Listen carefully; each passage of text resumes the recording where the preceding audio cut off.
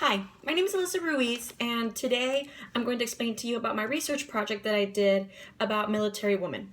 So over the years, many women have suffered gender discrimination and have fought continuously to have the same rights as men. When we think about the military, what is the first thing that pops in your head, the first image? Usually you would say it's a man in a military uniform. I'm guilty myself thinking only men fit this picture of a military soldier. Discrimination against women in combat roles has been an issue that has really never been resolved. Women were allowed to serve in the military in the year 1950. But since then, the combat exclusion policy has limited women to only desk jobs.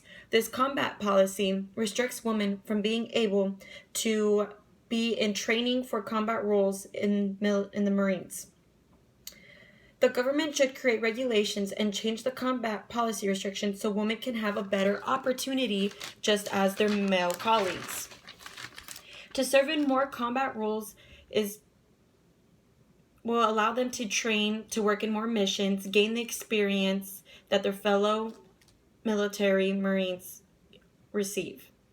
In January 24th, the ban was lifted by Secretary of Defense Leon Panetta and Chairman of the Joint Chiefs of Staff General Martin Dempsey. The exclusion would make many women and combat units review their positions that are closed.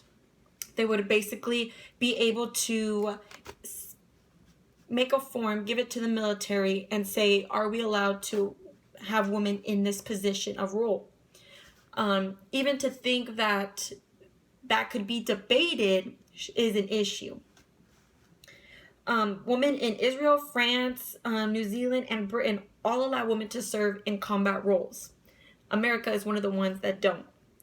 Remember in the beginning of the video when I asked you, what did you think when I said a military soldier? What's the first image that pops in your head? Well, in the book, Gender, Sex, Poor National Defense by Cronsell states that the reason why many women aren't in these military roles or in combat roles is because it's simply out of the norm.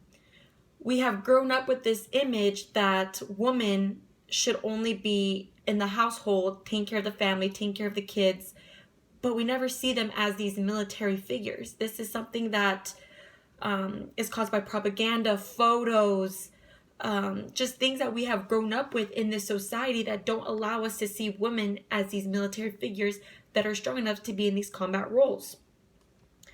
This is a reflection that we must ask ourselves, what are we doing wrong that we only see this image? An example of a successful military woman in combat role is Corporate Zoe Bell, who worked on female teams that allowed military women to work with the local women and children in Iraq and guided them to safety. It is important to realize that women can be properly trained in these combat roles so they can play a vital role in serving the country.